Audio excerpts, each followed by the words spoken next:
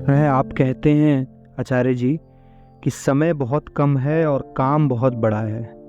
आप ऐसा क्यों कहते हैं?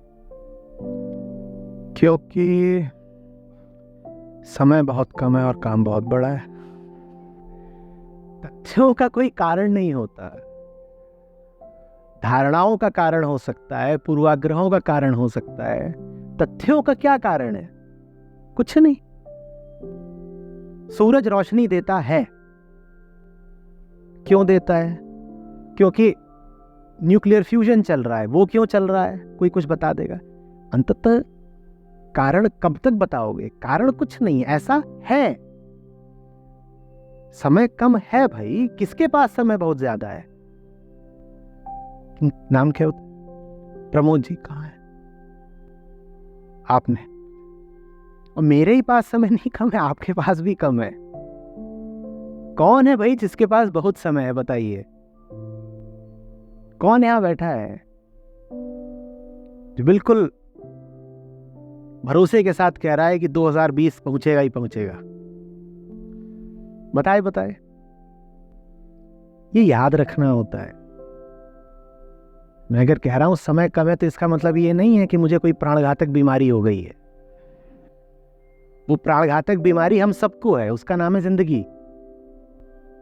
मौत एक जन्मजात बीमारी है। जन्मजात समझते हो? जो पैदा होने के साथ ही लग जाती है। बीमारी वही ना जो लग गई तो मार के ही दम लेगी। तो जिंदगी वही चीज है, अगर पैदा हुए हो तो जिंदगी तुम्हें मार के ही दम लेगी। अब बताओ समय किसके पास ज्यादा है? काम बहुत बड़ा है। काम बहुत बड़ा, इसका क्या प्रमाण है? इसका प्रमाण हमारा मन और जीवन है। देखो ना कितना अंधेरा है, देखो ना निराशा है, कुंठा है, डर है। तो काम छोटा लग रहा है क्या? बाहर के काम हम कितने भी कर डालें, अंदर का जो पत्थर है वो हिल कहाँ रहा है? या हिल रहा है? 15 बरस के थे तब भी डरते थे, 25 के हैं तब भी डरते हैं, 35 के हैं तब भी डरते हैं, 45 वाले भी डर रहे हैं, 55 वाले भी डर रहे हैं। इतने दिनों में बाहर बाहर खूब तरक्की हो गई ना? हो गई कि नहीं हो गई? अभी 3 दिन पहले मैं अहमदाबाद में था, पहचाना ही नहीं जा रहा था कैंपस। सामने फ्लाईओवर बन गया है काफी बड़ा, जिस दरवाजे से घुसता था वही बदल गया है। मैं अपनी डॉर्म की तरफ गया, डॉर्म 8 कमरा 20। तो एक गार्ड आया चिल्लाता हुआ। मैंने कहा क्या हो गया? बोलता है लड़कियों की है। मैं हक्का बक्का। मैंने कहा ये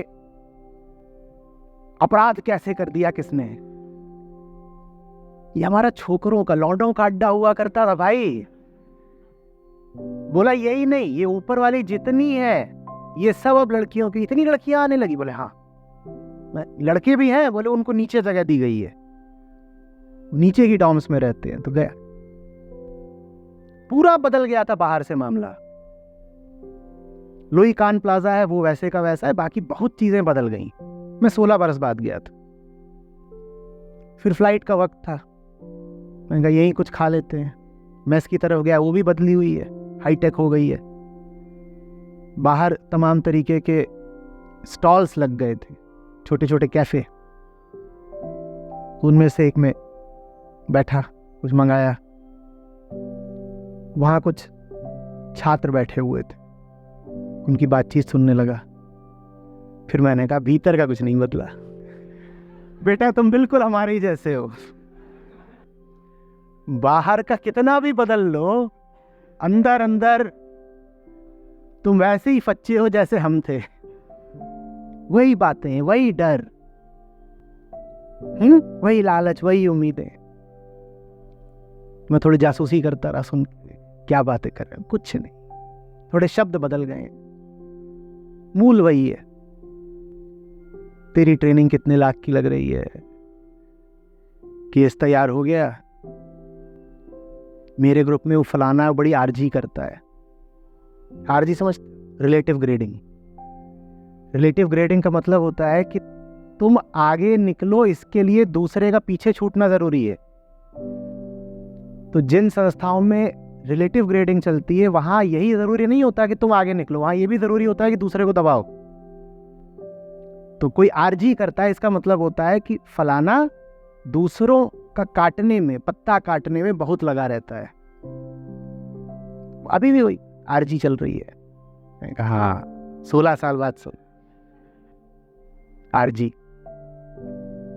बाहर बाहर बहुत कुछ बदल लिया हमने, भीतर कहाँ कुछ बदला है? तो बताओ ना कि भीतर का काम बहुत सारा बचा है कि नहीं? बाहर तो सब बदल डाला, भीतर क्या बदला?